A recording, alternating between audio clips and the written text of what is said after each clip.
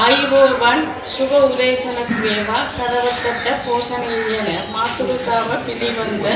අද දවසේ සුන්දරයේ දේශවල යමෙක් තම පෞද්ගලිකව ජීවිතයේ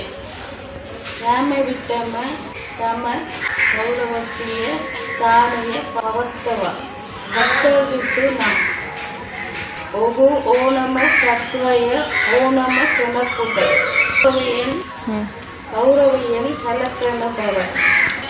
சகதிக்க விய புத்துய மந்த அன்னாய அப்ப வேணுவை ஏத்தைய அப்ப வேணுவை